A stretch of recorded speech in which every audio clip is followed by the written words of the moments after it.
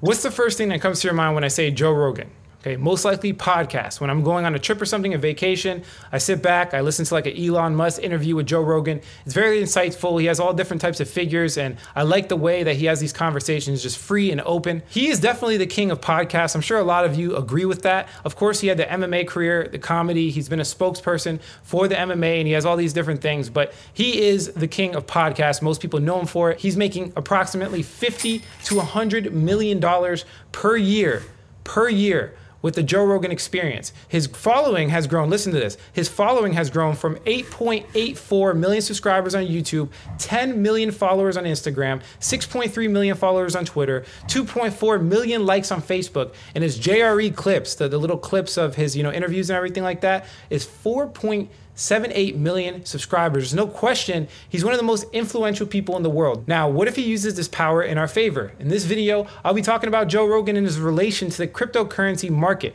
Can his massive influence change how people perceive money today? Keep watching.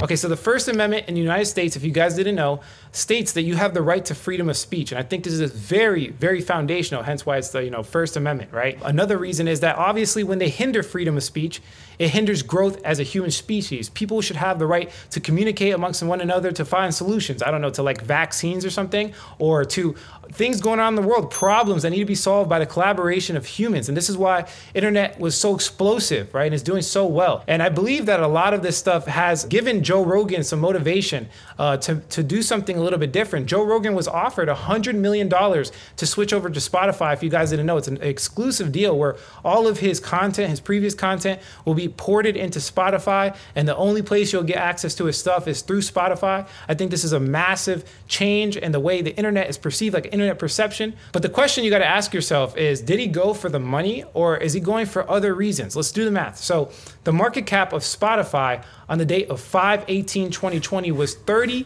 billion, $30.53 billion. The market cap of today is around $50 billion.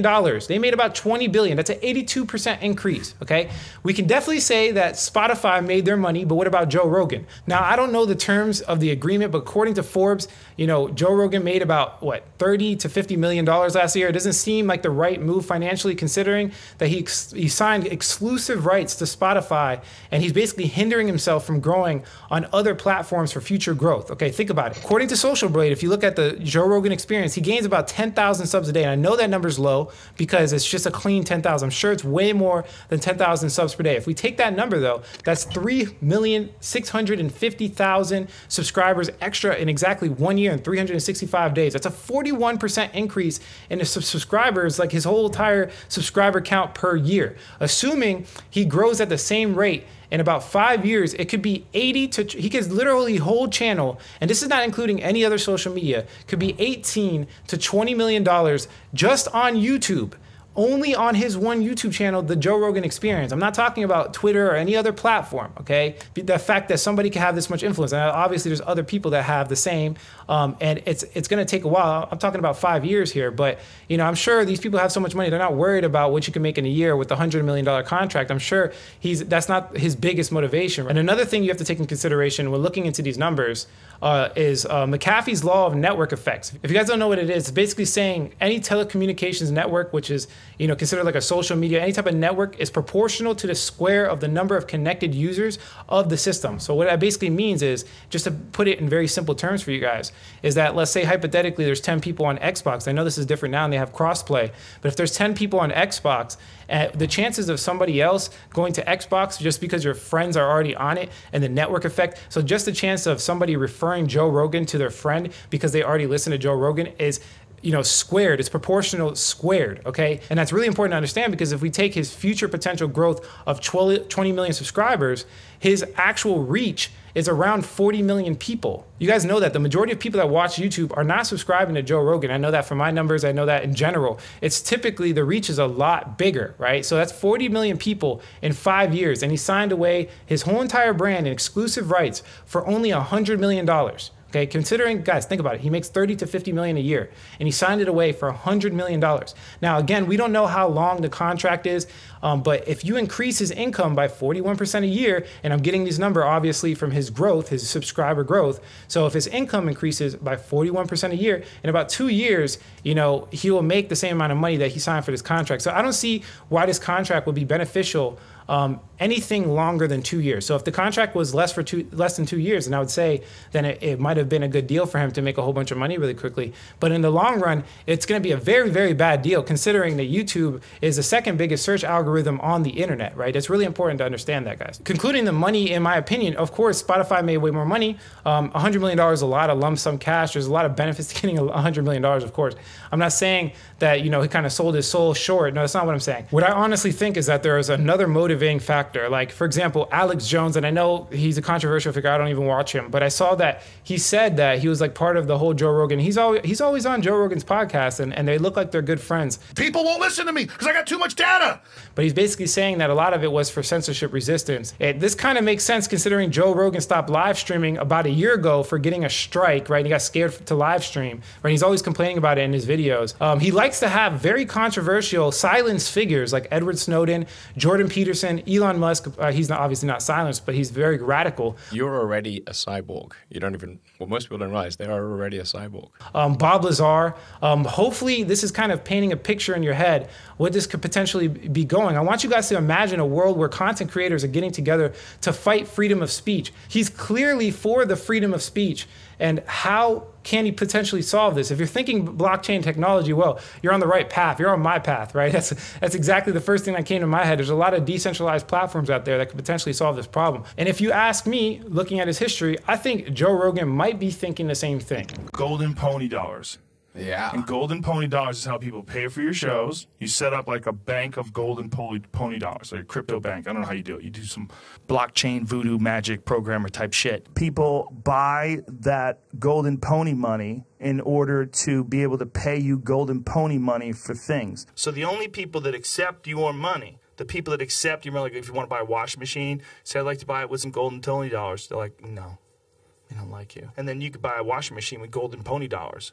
And that golden pony dollars will be traded exclusively through golden pony fans. I want to get me some of that Sinbad dollars.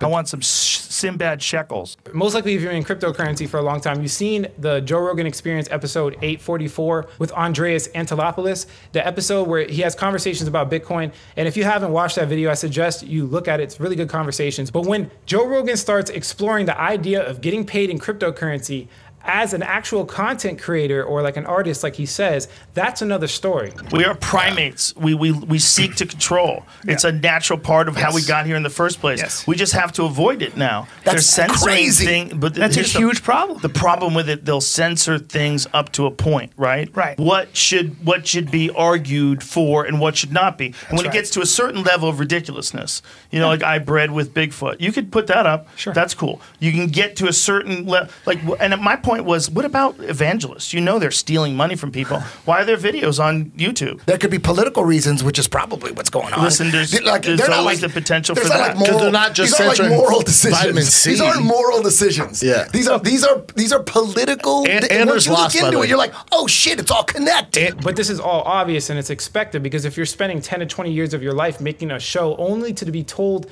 what you can and cannot say, I'd be mad too. Of course, you know, as an influencer, I don't want to be silenced. I want to speak the complete and total truth. That's hence why I made my digital course. Obviously, as a content creator, I can go two routes. I can go and do sponsorship deals and, you know, people will tell me what to say and they'll pay me for doing it. Or I can make my own course and keep, you know, true to myself and teach my principles. That's why you guys, you know, saw the fundamentalsecrets.com if you guys want to learn about cryptocurrency and stuff. You know, I made that for a reason so I could have a livelihood, right? And not compromise my composure. But back to Joe Rogan, he actually even had an interview with Jack Dorsey, who is a co-founder and CEO of Twitter.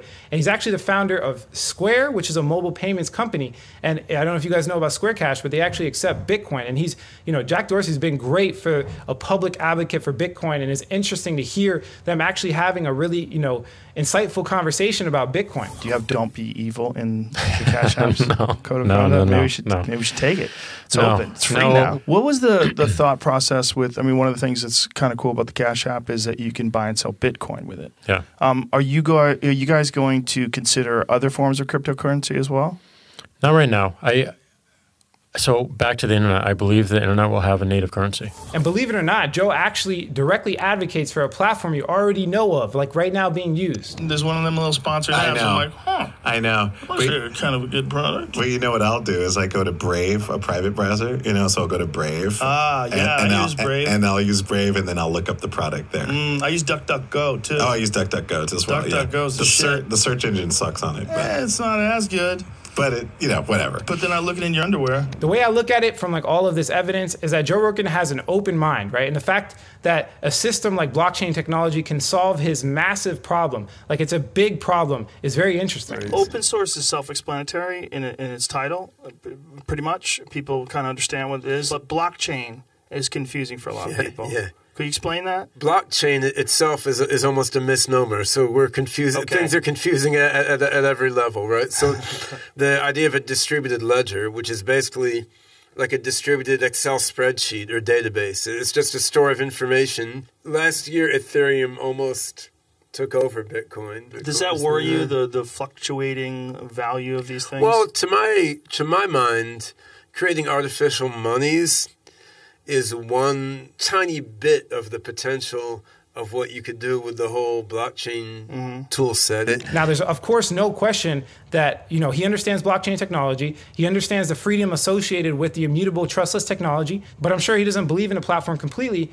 Hence why he made a move to, you know, go to Spotify. Maybe they're, you know, less censorship resistance. Maybe they'll let him speak what he wants to say and have on his show who he wants, right? Who knows? Maybe they'll give, you know, Joe the freedom and stuff. This is assuming that the people who run the algorithms at Spotify don't screw them over. I guess that's the beauty of blockchain technology, is that you don't really have to trust anybody to screw you over, right? And I guess that you could say that this might be like a segue into something more long-term sustainable. When I talk about Joe Rogan, you know, bringing on the blockchain and using the platforms like exclusively, and, you know, no censorship resistance and all that. When I talk about this, I'm talking about very long-term, 5 to 10 years. There's no way that he would put himself in a situation to potentially lose all of his followers by coming to some decentralized platform or whatever the case is, and hinder his reputation, right? So I would say that this is obviously long-term projections, but it's really cool that we can make predictions, right? What actual change can he make to the whole decentralized cryptocurrency ecosystem? Like, if we put this in numbers terms, what change can his following make? How big of an impact does he actually have on the price of Bitcoin? If we take our prediction of influence that we got in the beginning of the video, in the next 5 years, which is about 400 million people, he could touch 400 million people, and, you know, he starts advocating for the blockchain project or ecosystem, whatever it is. He starts actually talking about cryptocurrency and pushing it hard, right? Like a lot of the stuff he does. We could safely say, and as a marketer, most people, when it comes to sales, they say that if you're a good marketer, you're closing at anywhere from 5 to 10%. So we could safely say that 5% of his potential outreach could eventually start using some type of decentralized platform, maybe like library credits or maybe Steam it. He starts jumping on these platforms for censorship resistance, and 5% of his following, you know, move on over, which I'm sure it's going to be a lot more than that, considering, you know, Spotify paid $100 million. I'm sure they're shooting for more than 5% of, you know, Joe Rogan's following to move on over and start paying him, right? We could see that that's about, you know, the 5% of 400 million people is about 20 million people, new you know, users and adopters of the blockchain and cryptocurrency, right? And if we assume that their average wallet size is just like $100, maybe to just be on a platform and play around, right? And let's say hypothetically they're not, you know, investing heavy like a lot of you guys are watching my videos are doing, you know, they're just investing a minimum amount, only $100. That's $2 billion extra dollars flooding into the market. And imagine if other creators out there that are tired of censorship resistance start to follow her. That can cause a massive shift in the way you look at online data and the way that it's curated, like the content curation on the internet. The way that, you know, is it censorship resistance? Does somebody control it like a monopoly, or are we allowed to have freedom of speech the way it should be? The way I look at it is, regardless, there's going to be a lot of influencers, including myself. I don't even see a big reason why I should go in blockchain technology right now. It's not there yet. It's not ready. A lot of this stuff is, you know, future projections, and of course, none of it's financial advice. Of course, you know, it's all theory and nothing I could back up with evidence, speculation, and stuff like that. But what I will say is that as people move towards blockchain technology, the biggest reason, and the reason it's the same way for Bitcoin, right? The biggest reason why people adopt blockchain technology is because they need censorship resistance resistance. Otherwise, there's other distributed ledgers that are way more effective and faster that people could potentially use, like the one being used by Google and YouTube. That system is way more efficient. But if censorship resistance becomes a massive problem in cryptocurrency, that is the only time when these databases, these blockchain databases, actually survive and thrive. We need censorship resistance, okay? And the way it will be done is on some type of distributed ledger like blockchain. That's it for this video, guys. If you like the quality of this content, hit like. If you don't, leave some constructive criticism, subscribe for more video updates. And like I always say, if you don't get with this technology, you will get left behind. Thanks for watching this video, guys. Catch you in the next one.